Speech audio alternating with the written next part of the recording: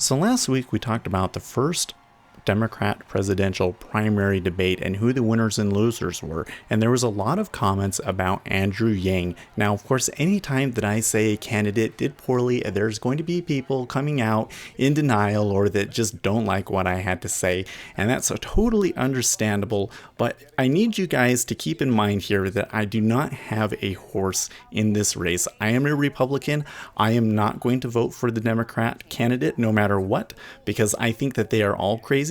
But my purpose here is to predict who is going to win and to see who is doing well so that I can make accurate predictions and make money off of it on the prediction markets. So when I'm going through this analysis, I'm looking at it from the perspective of if I was talking to the candidate and I was advising them on how they could do a better job at the debates, this is what I would tell them. So I am going to address all of my comments in this video directly to Andrew. So Andrew, if you're listening out there, I do not believe that you did a very good job, but the good news is that there's a lot of things that you can do. This is all very fixable. So let's go through every clip and I'll explain to you why I thought Andrew Yang's performance was so bad.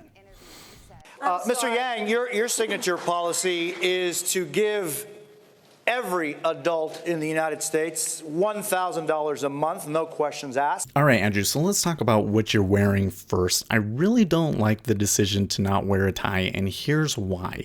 Who dresses like this? Well, the only people that I know that dress like this are either people that come from London or yuppies from San Francisco that are trying to look sophisticated like they come from London. So if we're trying to attract Midwestern voters who are disaffected because their jobs have been outsourced or automated, we're basically dressing like the people that are automating their jobs. You are dressing like the enemy. The outfit also just doesn't look good on camera. There are folds up near the collar. Your neck and belly are exposed, which isn't very flattering. Overall, you look like some tech executive with too much money on his hands rather than a serious presidential contender. That's right.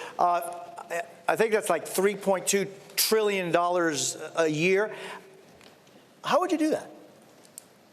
Sorry? So here's your chance to shine. You've been asked your first question: how are you going to pay for the massive $3.2 trillion entitlement that you're proposing? And what is the first impression that you give voters? I'm sorry? That's the first words out of your mouth? And look at your face. You look like a deer in the headlights. Now, there might be some understandable confusion about what is actually being asked here, but here's the thing. It doesn't matter. The first rule of debates and answering questions with the media in general is the question doesn't matter. Just say whatever it is that you want to say and completely ignore the question. That's what everybody else does. How would you do that? Oh, so it's difficult to do if you have companies like Amazon, trillion-dollar tech companies, paying literally zero in taxes while they're closing 30% of our stores. Now, Andrew, this is actually really unfortunate because the audience really liked what you said there, but you basically cut off their applause. we need to put the American people in position to benefit from all these innovations in other parts of the economy. And if we had a value-added tax at even half the European level, it would generate over $800 billion in new revenue. So now we're going into a rehearsed answer, which is totally okay. But the problem here is that you still have to be able to adjust. The moderator just gave you a figure, $3.2 trillion, and you're talking about $800 billion. So does this resolve concerns about whether or not you can actually pay for this plan? You're not even accounting for a quarter of what you're proposing. Which, combined with the money in our hands, it would be the trickle-up economy from our people, families, and communities up. We would spend the money and it would circulate through our regional economies and neighborhoods, creating millions of jobs, making our families stronger and healthier. We'd save money on things like incarceration, homelessness services, emergency room health care, and just the value gains from having a stronger, healthier, mentally healthier population would increase GDP by $700 billion. So here again, the figure that you were given is $3.2 trillion, and you're talking about $800 billion, $700 billion. If they say this plan costs $3.2 trillion, you either have to question that figure or you have to say this plan will raise $3.2 trillion. I'm not saying that you can't pay for the plan. It's a subconscious thing. People are going to pick up on the discrepancies between those numbers. This is the move that we have to make, particularly as technology is now automating away millions of American jobs. It's why Donald Trump is our president today, that we automated away 4 million manufacturing jobs in Michigan, Ohio, and Pennsylvania, and Wisconsin. And we're about to do the same thing to millions of retail jobs, call center jobs, fast food jobs, truck driving jobs, and on through the economy. So this is really good, Andrew, and I really think you should do more of this. This is basically calling out your target constituency by name and letting them know that you're on their side. If I get you understand a little bit better, so you're saying $1,000 a month for everyone over 18, but a value-added tax, so you can spend that $1,000 on value-added tax? Okay, so the moderator is playing a little bit of gotcha here, and the risk with this kind of question is that you can get pulled down into the weeds, so much so that the voters get lost. So see what happens here. Well, the value-added tax would end up, you'd still be increasing the buying power of the bottom 94% of Americans. You have to spend a lot of money for a mild value-added tax to eat up $12,000 a year per individual. So for the average family with 2 or 3 adults, it'd be $24,000 to $36,000 a year. Okay. Do you hear that okay from the moderator? He's not convinced. And even though some numbers were thrown out there, it's still unclear to voters how much they would actually be paying in VAT taxes. So they're just left with more questions and more doubt. Mr. Yang, let me bring you in on this, on the issue of China. You've expressed a lot of concerns about technology and taking jobs. Are you worried about China? And if so, how would you stand up against it? Well, I just want to agree that I think Russia is our greatest geopolitical threat because they've been hacking our democracy successfully, and they've been laughing their asses off about it for the last couple of years. So we should focus on that before we start worrying about other threats. All right, once again, you cut off the audience. You can actually hear them mumbling about it like, hey, dude, we were ready to go wild for you, and you cut them off. Now, China, they do pirate our intellectual property. It's a massive problem. But the tariffs and the trade war are just punishing businesses and producers and workers on both sides.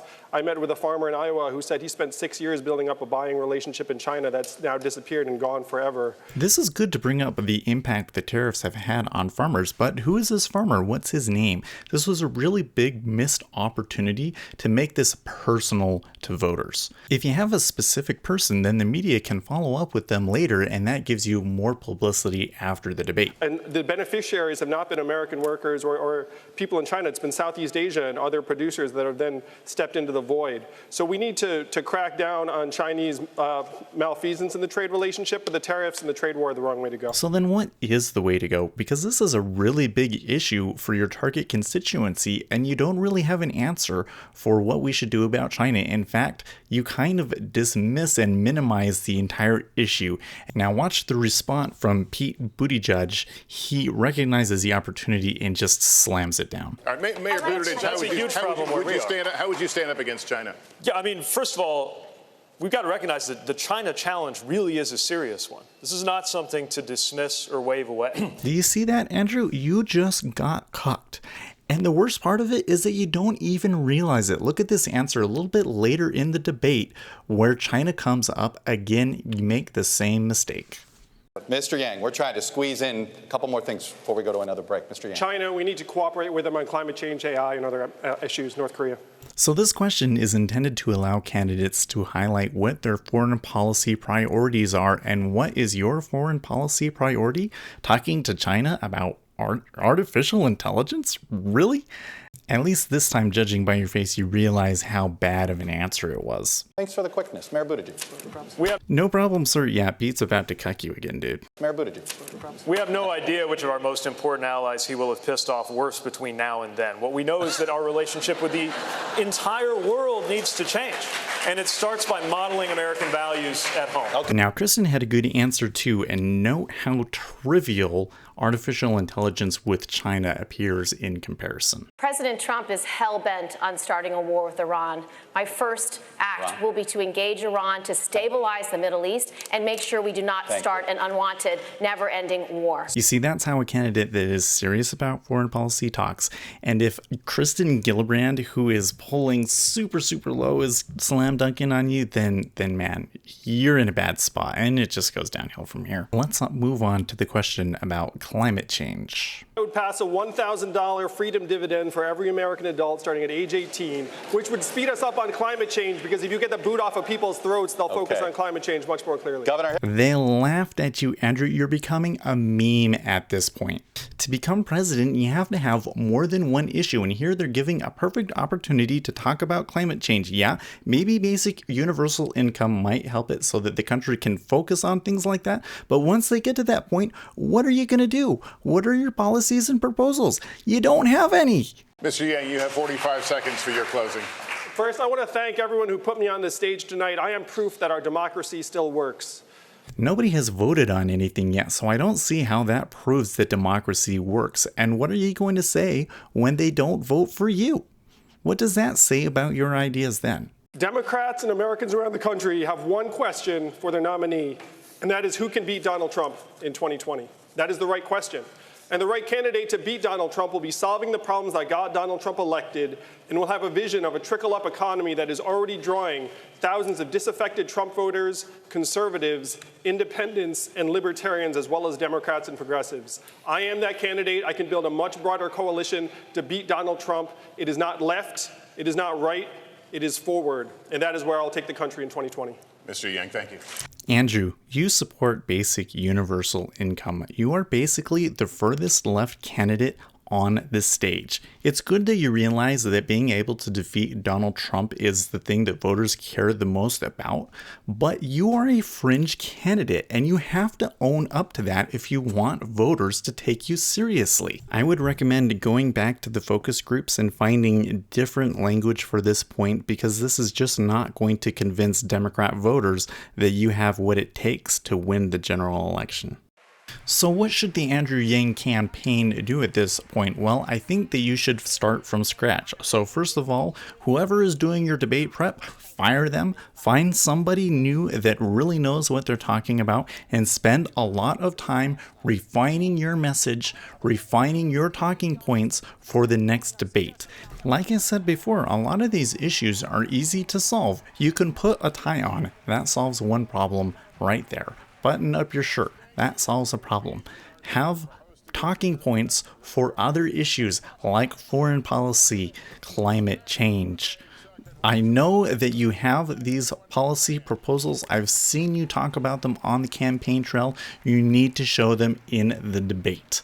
All right, well, that's all I have for Andrew this week. If there's a candidate that you would like me to do a thorough rundown of, let me know in the comments. I'm not quite sure who I want to do next, so I would really love to know who you'd like. And in the meantime, as always, stay profitable, friends.